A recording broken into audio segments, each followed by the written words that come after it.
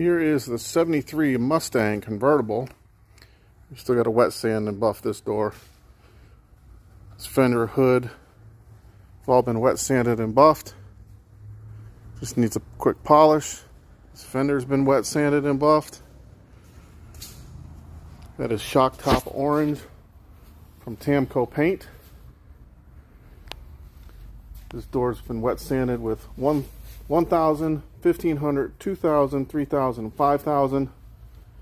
That'll be ready for buffing, and we got to get this quarter panel done, and then we got to do the driver's side, and we will be done buffing this one, and we'll go over that one next.